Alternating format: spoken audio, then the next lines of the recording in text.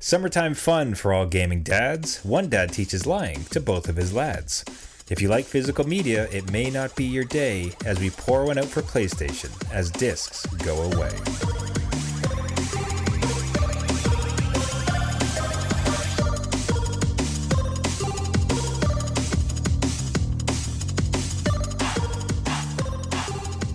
The adult beverages are poured. The kids are asleep.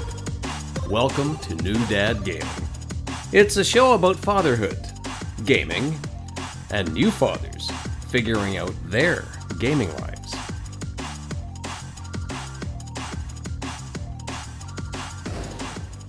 My name is Trevor, and I have an 11-year-old and an 8-year-old. And I'm Jeff. I have no kids sleeping. I have a 16-year-old and a 13-year-old. You are on the edge. It is a tightrope walk at any point. You could get just a catastrophe flooding into your scene. It could be great. It's really just asking for a ride somewhere. It's a countdown, like at any minute. Yeah. Yeah. It's like your super cool teen has to go to some super cool thing. Yep. And needs As a always. super cool dad to give him a ride. That's what I say every single time, all right? Well, you have to call me super cool in front of your friends.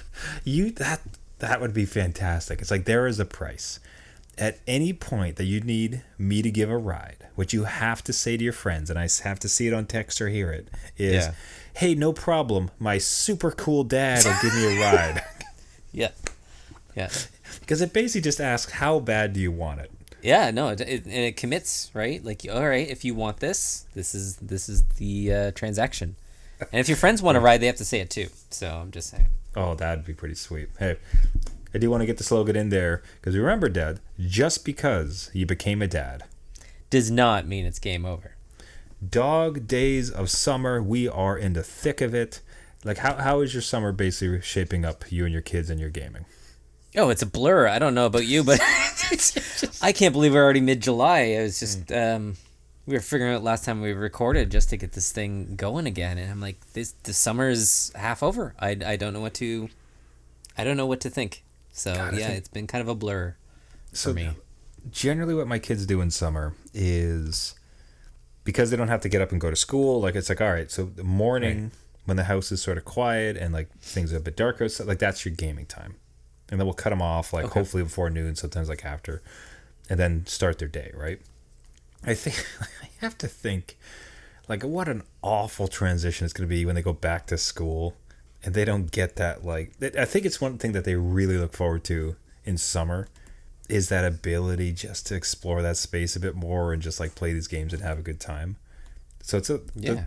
But again, like, I'm just thinking, like, the first week of school, I'm already thinking about it for them. Like, that's going to be a rough scene. It is, but I think we all had this time, growing up. The summertime was like when you could dip in and beat Final Fantasy VI, because you could plop yourself in front of the TV and put in 40, 50 hours, no problem. Oh, it was gorgeous. And I remember, like, the last 2 weeks of summer, that dread that just came in along with the fall weather. Like, my word. Yeah, it's the ads, right? The ads start up again, and I still get it. I thought that would wear away as an adult or as a parent. Nope. It's that feeling again of back to school, and you're like, I don't even want to go back to school. I don't want to make lunches again. Please stop. Oh, the no lunches things is pretty sweet. I still end up making it by noon, but I'm making my own at that. So it's different. Not packing lunches. Yeah, totally. Is great. You could barbecue a hot dog or something, and like, there you go, kids. Amazing. So I did want to. So we're gonna get into the main story. This is where PlayStation has decided to forgo physical media and stop their support for it. There's a lot of thoughts and feelings. Like, obviously, the internet did not react kindly to this, as they shouldn't have. I wanted to give, like, one super random story, if I might, just left field. Okay. Yes. Please. And this is what I'd like to call, like, kids failed successfully. Okay. So there's a lot of that. This will be a little bit harder for American listeners, but I want you to come along with us. So in Canada, we have bagged milk. I'm certain, like, through online or like some sort of meme at some point you might have seen this, but you can buy bags of milk and you just put them into a little carton, and then, like, you cut the tab and then, like, you just pour them. So you get, like, bags of milk. That's one of the ways we have them. But we also have cartons. We also have cartons. Yes. So in our household, we had a carton of milk, and we had like a couple bags on standby ready to go for the next one. The kids eating their cereal, I surmised, ran out of milk in the carton, right? And my whole like deduction that I had to do is I came down and there was like an empty bag of milk, but there was a full carton where the previous day there was not a full carton. And I was able to Sherlock it together that what my kids did is that they used the bag milk as a refill for the carton. So they just opened it and then poured the milk into the carton. And like, good as new, this holds the milk. And we could just use the carton instead. And they're not wrong. No, they're not wrong. That's... Besides the fact that there'd be some left over in the carton, like I would not want to keep using that for like a month. But oh, true. Yeah, the expiry date has changed on that carton, right? Because now you got fresh milk. But it makes sense. It's just one of those. It's just one of those things. Like, and I'm sure every gaming dad listening at some point, like your kid will succeed at doing something, but in the most unorthodox way possible, and you're like, okay, we arrived at the desired solution. But the way we got there was weird. Like, that's not how we should do that in future. Right, yeah. It could be a little bit different, but okay. But here's what you should do next time, please. So Dad's not weirded out. Hey, gaming dads, you got any similar type of story where your kids failed successfully in some weird way that left you scratching your head? Reach out to us at newdadgaming.com. But let's get into the actual meat of it. We are talking about the loss of physical media, as in the recent weeks, PlayStation had announced that they're no longer going to support discs going forward. And I think they named a date. Was it like 2028 or? Yeah, it was soon. I'm pretty sure it was January 2028. I think so. Yeah, that sounds about right. Year and a bit. And I don't know. It's just like I do not have a lot of physical media. Like as game listeners to the show might know, like I was a big enjoyer of Game Pass as far as even just streaming these things, digital consoles. Like my Xbox is the S, which has like no ability to use physical media, and otherwise Steam and like computers, things like that. So it was not as though I had some sort of massive collection, and I detested it from a personal standpoint. But at the same token, like it was just the concept of, for some people, and in some ways for the betterment of all, in the sense that like, you get to have a physical record of what came before. Yeah. Like it was really important for some people to be able to purchase these things and just have them. I paid $80 for this game. I now have this game. This is mine forever. For my cold dead hands, I got this like big old stack of games, and this is what I could just sit here and play this on loop, as opposed to much like for instance, Sony, and hilarious timing, decided to delete some huge series of movies that people had paid for that they just didn't support on their system anymore. So I paid for this thing. I don't have this thing anymore. What happened? And with the death of physical media, they're not going to do discs anymore. It's just, well, too bad, so sad. Like, good luck. Welcome to the digital future. You'll own nothing and you'll be happy. So, how did it strike you? I was surprisingly enraged by it, despite, again, not being a big viewer of physical media myself. How did it strike you? Yeah, I'm kind of with you as well. I mainly have done digital in the PS5 era, at least, for convenience, right? You have a bunch of kids, they have different games. I didn't want discs flying everywhere. So I did do the digital console and start pumping, my gaming dollars into that. But to eliminate it completely, I don't even have the option anymore, right? And it kind of, through this generation cycle, it kind of sucked to do always digital, just with like birthdays and Christmas and stuff. Like you don't get the physical thing. But that's not to say that I wouldn't have continued with digital. It's a good option to have as a consumer. And the fact that, one person does it, like one gaming company does it, they're all going to follow suit. I'm pretty sure Xbox announced their next one will not have a disc drive, or maybe some addition, or they've got some way of converting your disc into a digital copy to help you transition. I don't even like that. Because you know it's going to run on some sort of game key or something and take away that physical key, right? And I don't know, on Steam and stuff, I know I talk a lot about Steam Deck, and that is a digital platform for sure. There's mods that exist. So when a game runs out of the licensed music, I know Grand Theft Auto 4 ran out of all the licensing. They took out all those songs. They would update the game, and all those songs would be gone. And they do that, on consoles. But on PC, you can mod it, right? So you have your original experience, and you can kind of make it survive. With this stuff, you're kind of limited with what Sony will do. I don't know. Are they going to close down the store next week? Who knows? That's some of the examples they gave was, I think it was Nintendo Shop had recently closed. Yeah. And some previous one. So it's like, hey, I paid $60 for this game. Like, where's my game? And it's like, well, we don't have a store anymore. It's like, where's my game? Like, I paid the money for this thing, and if I ever want to go back or let my kid play it, like, I never can.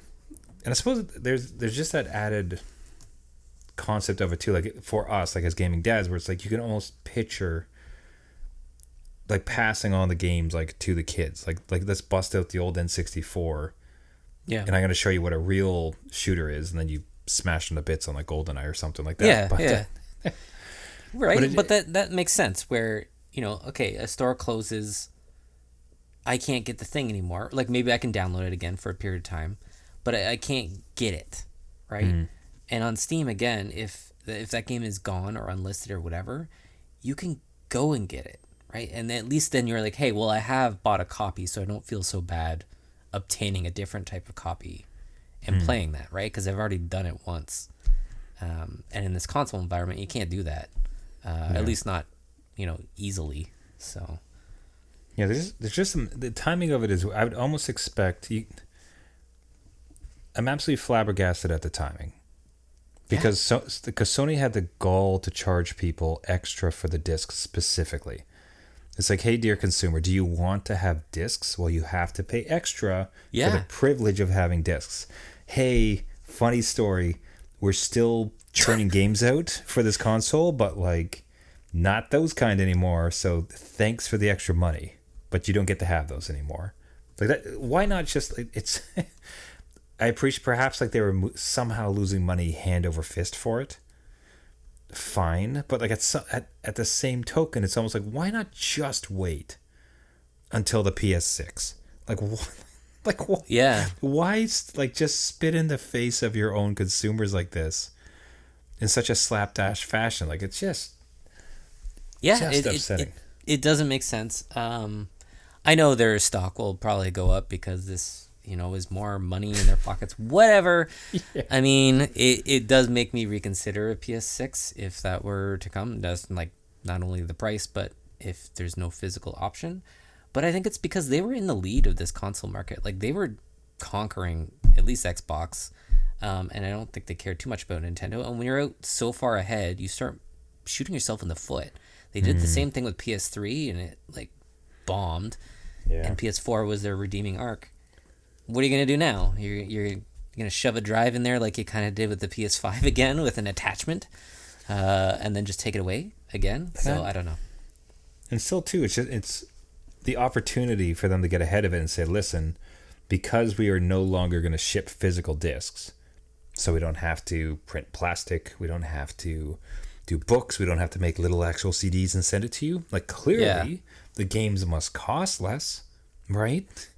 And it's like, no, actually, we're going to charge you the exact same amount. This argument was valid for the past number of years. It's like, why, if I decide to just purchase the bits and bytes online and then download it on my own internet service, like why on earth is it the same as a physical thing that you have to print? Okay. Yeah. But now especially, it's like, okay, you've removed that option, but it's not like the games are getting cheaper. So no. What's up? Like, what? It's just so frustrating and upsetting to see. And it gets rid of like the used market, right? Like that's completely gone with digital. And I don't know if they've done any sort of analysis, but like not everybody has a great connection to download these 100 gig games, which is only going to go up from there. So I don't know. I don't know where this is gonna go, but it's not gonna be somewhere good. I think would it be most fascinating is if Nintendo, Xbox, yeah, fine, they'll get rid of it too, whatever. Yeah. Steam, I mean that is all. Like there is no PC. I don't even know if they sell PC games on discs anymore. I don't think they do. What I'm not comes with the disc drive? I've seen them. Like I've seen the boxes, so I know like they existed in days of yore. I don't know if you can even buy one anymore. But it seems more accepted than in the PC space. It's digital, fine. Yeah. Nintendo could be the last stalwart, and I just don't know if they're gonna be able to resist. Like just also for it'd have to be. The problem is like for them, they'd have to. Correct me if I'm wrong. I have a hard time believing Nintendo as a company would stop supporting cartridges for the Switch 2. Switch 3, okay, like that's what, or if it's a brand new console that you call it, maybe they'd want to pull like the garbage corporate move at that point, but I'd have a hard time in particular seeing Nintendo stopping cartridges mid console cycle. No, definitely not. At least for the first party stuff. If it's all third party, who knows, maybe this digital era they just copy paste into the Nintendo environment and they call it. But yeah, first party Nintendo stuff I don't see stopping anytime soon. If they do switch digital in Switch 2, that would be insane. Like that would be a big realization for families, I think. Yeah, that'd be dark. Anyways, hope for the best, expect the worst. PlayStation, that sucks. But here we are. We'll kind of see how the landscape kind of changes in the next couple of years. It's going to be interesting to watch for gaming dads and our decision we'll make in the house. Hey, gaming dads out there, do you have an opinion on that? Is there anything you're going to do towards PlayStation or other companies based on this? Write into us at New Dad Gaming, newdadgaming.com. But there's one series of cartridges they'll never take away from us, and that's good old classic Nintendo ones. And what I adored was your updates regarding your new playthrough of Ocarina of Time. Why don't you walk the folks through the new physical versions you've been looking at? Yeah, if listeners of the show tuned in the last episode, I believe, I was playing this thing on my phone, which just is not a way to play it. And I had hooked up a controller and stuff. Just wasn't a good time to do it. So I did find a used copy of Ocarina of Time. Had a little road trip with my teenager in the car to go get it, which is about like an hour away, which was actually fun. It was kind of like lining up for like a midnight launch kind of thing. Like we were talking gaming on the way and like what else can we find, and downloaded an app to find more games. We just kind of focused on what we were getting that day, but it was fun, right? It was a good experience. I liked that. Got it home and immediately started playing it. This is not my 3DS, by the way. These are the kids' 3DSs, so it's dad now borrowing their stuff. So just noting that for future. You can borrow your console, yeah, kid? I was like, I don't know. Are you going to break it? Yeah, exactly. Like now they're going to put all these rules to me. But I'm having a blast with this. Again, I have never played Ocarina of Time. I've seen clips. I've never actually gone into it. And I forgot how lovely the 3DS kind of 3D-ness of things was. I personally quite like it. I remember playing Metroid on it, and it was awesome how they popped certain things. So in this environment, super fun, and like the fairies actually like dance in front of your face and stuff, and just the charm of it I think comes alive. A lot of quality of life stuff with this 3DS version too, so I'm not playing the N64 version on my phone anymore. I'm playing this. A lot better quality in terms of inventory and stuff. Yeah. But I quite enjoy it. I will say to you though, I don't know how if you've gone back to play these type of games before, but I'm a little rusty on puzzles and puzzle solving and where to go next if it doesn't give me like an icon, like who am I supposed to do and what. Yeah, it's like I said, we don't heavily support too much AI stuff around on this show as far as gaming and things, but like it is your buddy as far as like screenshots in places, and otherwise the good thing is like it is done to death. Like the two things I have done is when possible I'll lower the difficulty. Now this is going to help you for this title because it is. No, it doesn't. It doesn't help me at all. So it's more just the guides, like just get into the guides because like you don't have time for that. Like Yeah. I don't seem to recall. I beat it. I played it and beat it as an adult. Okay. So it wasn't at my peak gaming prowess, but I assume that the what I said, yeah, you should be able to like any. I was able to get through it, so I think it's gonna be fairly straightforward. But even if it's not, just like things online or your buddy, give the search. There's so many sites that have covered it as far as like walkthroughs and like hints and things like that. Yeah. And to see where you get. So I like. I paused a few because I was so distracted by the screen.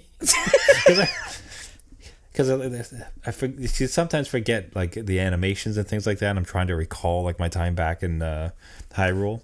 Yeah. God, this game is just so fantastic. I'm so excited that you're playing it. Yeah, like I could definitely. I don't know if the Mario team came over to this one and worked on like the movement, but it feels very Mario 64, right? That your platforming is relatively okay. I'm still getting used to the. I don't know, how you turn the camera is quite odd at some points because it doesn't have the dual joystick, right? So, but once I got past all that stuff, great. Again, the puzzles, I got through most of them. I'm the only one I got stuck that I did have to look up is like, I don't think the game specifically tells you like go back in time and become young again to defeat this puzzle that's randomly in the bottom of a well that I would never know. I had to talk to a specific person and trigger a series of events that I just wasn't doing. And I was in the desert trying to get across it. I'm like, oh, I don't think I can get across here. And I guess you need certain shoes to get across. Anyway, it was a whole thing. It's deep. There's a surprising amount of mechanics, but again, like it's just oozing with charm. So even as you're trying to figure it out, I just always found like, I'm just happy to be in this world. This is great. I'm having a good time. Yeah, and I don't know if the original had the there's like Sheikah slate hints, so you can crawl inside the little cave and it can give you a vision of the future, and it kind of it gives you a clip of what to do. You just have to figure out where that is and how old you are. so man, I don't know. Maybe if so, like I never experienced it, but I can't say that. Maybe that's not a thing. Maybe that's the quality of life improvement for this 3DS version. Yeah, but it'll help you a little bit, right? Just to kind of figure out the next steps. But just briefly on this story, what a while, like Link must be traumatized at the end of this thing because like he's skipping ahead and back like 7 years, I think is the gap in time, and just seeing like villages like built and destroyed and like happy people in the town square, and then you go ahead 7 years and they're just zombies, like they're just dead. Just like, and he has nothing. He's just down the down the hill. Yeah, listen. Yeah, it's there's some bizarre. There's something particular. This and I find Resident Evil 1 on the old PlayStation. Yes, where it's not only the setting and the artwork and all those things that did such a great job. It's also the jankiness of the controls. Yeah. Where it's like it is so hard to move and know what to do and where to go and where things are going to be popping out, and I'm having trouble controlling this camera, let alone my character. Yeah. That I find adds so much to the terror because you don't feel perfectly in control. Right. So it just gets like upsetting, like to no degree. It's just part of the challenge, just right? move, like I just need you to hit this thing. Why are you not blocking? Oh, it's great on the 3DS. It's got the motion controls for the bow and arrow and stuff. So I can just tilt it and hit everything. Like those little challenges in the shops where you have to like, I don't know, hit all the jewels and then you'll get like a prize and stuff. I'm like, this ain't nothing. Like I'm just firing away by tilting the 3DS because it's got motion control in it. It's so much fun. So. That is so dope. Yeah, man. I'm so excited for you to go through it. It'd be one of the ones that I'd be curious. Have your kids shown any interest in it? Because this is just so like they've classic. had a couple. Yeah, so I went through our 3DS games, and they have some of the other ones, like Link Between Worlds, and I think it's Four Swords or something. So they have played through those way, like, long time ago. But they haven't showed interest in this one. They kind of look at it, and they're like, I'm not so sure. So I'll see if my 13-year-old is probably the most likely candidate to go through it. My 16-year-old, no, not at all. So... Man, I'm forgetting how like scary Ganondorf was. Dude, some of these scenes and the soundtrack in here, terrifying. Like legit, I'm like, oh my god, there's screams of horror in here. And Ganondorf, not a like that's not charming. It goes hard. Hey, gaming dads, have you yourself driven out of your way to try to get a old cartridge to enjoy, or Ocarina of Time? Anything else? Has your kids started to play it and you've enjoyed watching them play it? Love to hear from you at New Dad Gaming, newdadgaming.com. So I had one story I wanted to share and see if you could relate to it. And this was, I was trying to think about the title of how to, but it's like how to explain when lying is okay to your kids. Okay. Tell me more. So it involves the police in Colombia, which is like awesome. It's just great. That's great. So we were traveling. So we were leaving so for like new listeners to the show, my family and I just arrived back from 6 months in Colombia. Had a fantastic time down there, but we're back now in Canada. We were traveling from the city of Medellin, going back to Bogota, where we're going to catch our flight back home. Okay. So the car was completely loaded up, like just to the rafters. Like we have like stuff, we got bags. We're going to be bringing some stuff back for my wife's parents, like the whole 9 yards, right? Yeah. So the car is just completely jacked up. So we were driving, and there was a police checkpoint on the road. The thing about driving in Colombia is, like, you in your car, you need to have a flare. You need to have like traffic pylons.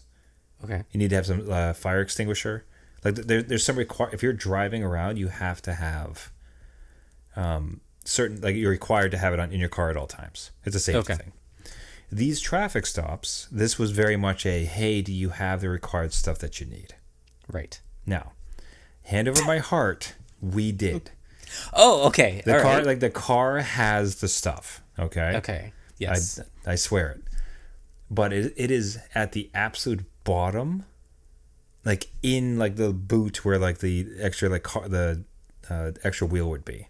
Yeah. Okay. So if we were to try to show that we had it, we are talking like an hour. Oh no! Like removing stuff, Untetris it. And it's like we can't do this. Like we have to get going. We have like a place to be. We have like hotel, like the whole 9 yards. It's like we can't do this right now. We have the stuff. I can't prove it to you right now. So we pull up, and I know some Spanish. Yo hablo un poco de español. I know a bit. Enough to know what they're saying, especially, right? Yeah. And the police woman comes up, bless her heart. She like super nice. She's like, it basically says, it's like, hey, this is a check. Like, do you have your stuff? And big, like, it's like big dumb tourist grin. It's like, well, hey, how you doing? What do you need? English. Just like, she's like, yeah, do hablas español? I'm like, but my favorite part is like, she asks like, "Tu hablas español?" As in, do you speak Spanish? And I said, "Yeah, nope, only English." Which is just, it's like, how would you know to answer that, bud? Unless like you. But it just like, whoops, like, nope, none of that. Whoops. Only English. Hey. Okay. So, but just pleasant and like big smile, like, hey, we're just me and my family, we're just driving, and my wife doesn't miss a beat because the cop looks at her and asks her, like, it's like, so, it's like, hey, do you speak, again, like, tú hablas español? She's like, no, just English, and we're just driving to our family. It's like, boom! It's like, yes! On the same team, we're doing it. This is great. So she, like, the police officer, she's calling to these other things, and again, my wife, like, she goes into very fast, very advanced Spanish, so I don't know what they're saying. I come later to learn. She's asking the other people around. It's like, hey, do you speak English? Do you speak English? She's like looking around for someone who speaks English. And like, she kept saying things like, who owns this car?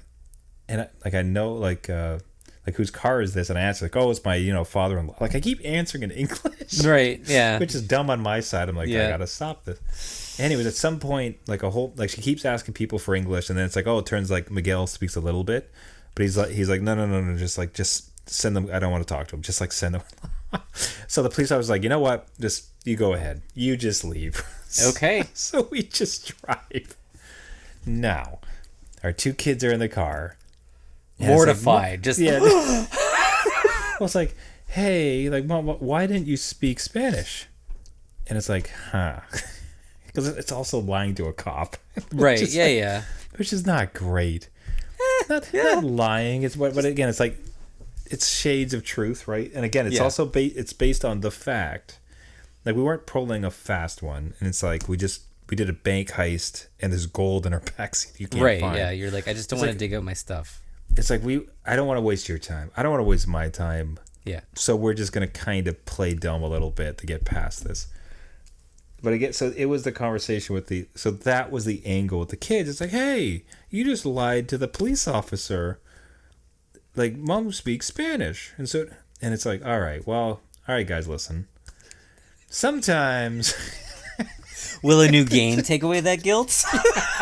Will a fresh 20 have you changed your mind? And ultimately, it just came down to, like, look, the truth of the situation. We were skirting around the truth because the core matter at hand was handled. And what I mean by that is, like, they were looking for stuff that we have. We absolutely have those things, but it's completely buried. It's inconvenient for them. It's inconvenient for us. Nobody's happy. So we just leaned into an advantage we have, which is like, I look super white, super gringo. Yeah. And to just kind of like ease one of society's sort of situations. Yeah, totally. But it's like, was it a lie? Yes. Like, we were lying in a sense that, yes, we know how to speak Spanish. Was it vital to the situation, and were we trying to pull a fast one? No, we were just trying to make life easier for all involved. Okay. All right. Yeah, I think you're good. It's sort of like, is it good? Like, no. Is it bad? No. It's kind of like, stop being such a narc. Don't be such a square.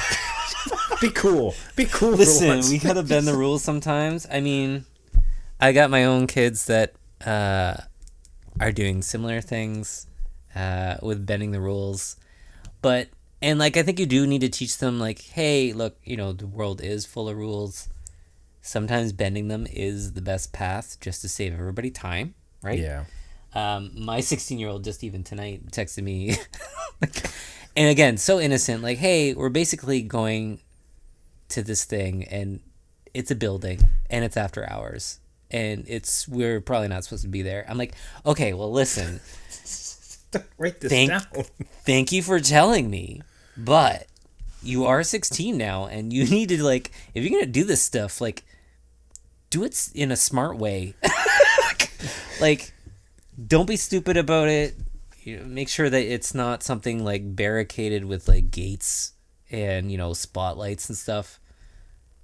Don't break stuff. Like, go do your teenage fun and light trouble, but don't tell me all the dirty stuff that now I have to hold. And if you're brought home in like a cop car, I'll be like, I don't know, officer. Yeah. I have no idea. Yeah, as a former teen myself that was known to go onto some rooftops we weren't supposed to be on occasion. Yeah. I'm happy your kid is doing that, because it's good to like be a bit of a rebel sometime. Right. It's good to just like skirt the rules a little bit. Yeah. To not just have everything just straight and narrow. There's some great stories that come out of it. But I think one of the most key parts about it, and this like definitely falls in line with it, it's like, don't hurt anybody else. Don't ruin anybody else's time. Don't destroy property to cost other people money. Exactly. You know what I mean? And otherwise, if it's just in good-natured, it's the type of thing that if you get caught by the cops, they don't bring you to the station. They just tell you to like knock it off. Right. Like, exactly. That's the band of fun we're talking about. As soon as it gets into the other stuff, like, look, you gotta be responsible, you better. But otherwise, like, yeah, man, have some fun. But also, don't put it in writing. And then send it to your dad. See, yeah. Again, let us know where you're going so I know where you are. Great. But yeah, the details can be a little bit light. Don't put it in writing, because that is something that we need to be mindful of going forward with this type of stuff. That's all. Yeah. If you're gonna skirt, there's rules to get around the rules. There are. Yes. Exactly. Don't leave a paper trail. What are you doing? Yeah, I think the way my two act like such savages sometimes, I think it's gonna be pretty interesting to see. I could be wrong, but I get the feeling they're gonna have a couple interesting rule breaking type of moments. It's the type of, like, they've started some small things. Like I've caught them a few times on YouTube when I've asked them not to be. I've caught them sneaking. Okay, yeah. But I've caught them like stealing like granola bars. There's like these chocolate dip bars that we have, and it's sort of like every now and then. But I come down and there's like there's just all the wrappers like in the bin. Yeah. And it's like, hey, guys. Okay, what's your reaction to them? Yes, thank you. Same here. Hide the evidence. What are you doing? It's like, this is a dumb crime, guys. Like, I can immediately see that what you've done. Like, yeah. If you're gonna do this type of tomfoolery, like, you gotta be smart about it. Yeah. I'm kind of glad you're not, so we can have a conversation. But right. But now I gotta do something because I see the evidence. Can you just put it at the bottom of the garbage can like a normal person would to hide it? Or just even like put it in your pocket and go for a walk and go to the garbage that's near. Like, I didn't tell them this. Like, I'm not going to give them the blueprints to skirt. Like, I want them to figure it out on their own. But like, there's ways to get around this, my lads. Like, there's rules for how to break the rules. Yeah, and you're terrible at it so far. Please, this is something that you need to level up with. Okay, there we go. We're gonna get the Thief series of games. And we're going to have you play them sequentially to kind of learn some of the rules of the road. Yeah, no, I think it's actually a good thing because you're going to hang out with friends that want to do stupid stuff. And I don't want you being the slower one getting caught because you don't know what's going on. I want you to go in and say, okay, these are my escape routes. This is where the evidence is going to go, just to kind of round out everything. So we're safe. Yeah, you got to. I think it's nice to have a little bit of trouble in it. Yeah. It's fun to break the rules. You got to do it a little bit, test some boundaries within bounds. Yeah, and have a good time. Innocent fun, trouble-ish thing. Yeah, just like, let us know if your kid gets caught. I'll update the show. Hey everybody. If your kid has started to get in trouble, have you taught your kids the rules of the road of how not to get in trouble? We'd love to hear from you at New Dad Gaming, newdadgaming.com. That'll wrap it up for this week. Everyone, thank you so much for listening. Jeff and I are trying our hardest to get back on schedule. It's been difficult with all of my recent moves, followed by summer being just buck wild, as it always is. But we're trying to get into a rhythm here. We are fast approaching episode 400. Oof, yeah. That it meant we have sat here and recorded this nonsense like 400 times. That's crazy, right? It's wild, man. Like, we started when my kid started. He's now 11. Longest running dad podcast. You'd love to see it. Yeah, right? Yeah, for sure. My kid's almost driving, so. Yeah. And one of the things that has kept this thing going is you, the listeners. Everybody, thank you so much for listening. This has been New Dad Gaming. One of the greatest parts of our 11 years has been hearing from you. So if you want to reach out to us at New Dad Gaming on all of our socials, or newdadgaming.com. You'll see a form and our email. Otherwise, would love to hear from you. You can share a story just for us to read. We can interact back and forth, or something to read on air. One of the better parts, being able to share with all the other gaming dads. Tomfoolery, your own gaming quest with retro, your own hatred towards PS4. We can read your... We don't tend to swear on the show, but we can like bleep it out. It'll be fun. And anything else in between. We'd love to hear from you. Again, at New Dad Gaming on social, newdadgaming.com. If you did like to show something that really does help us out as we continue to grow, we've had a fantastic year, hoping to keep up the momentum. You'll find us on all the major podcasting networks, iTunes, Spotify, Google Play, Caster, anywhere where you get your podcasts. Just search for New Dad Gaming. If you do find us there, subscribe, leave a like or a rating, and leave a comment. Helps boost the signal, gets us out to gaming dads. We can compare notes as our kids start to flirt with jail. That's right. Thanks for listening, everybody. Until next week, my name is Trevor. Nobody's in jail, not my 11-year-old or my 8-year-old. And I'm Jeff. I have a 16-year-old, 13-year-old, and no court hearings. So, hey, we're doing all right. That's right. Something right. That's right. Remember, everybody, just because you became a dad does not mean it's game over.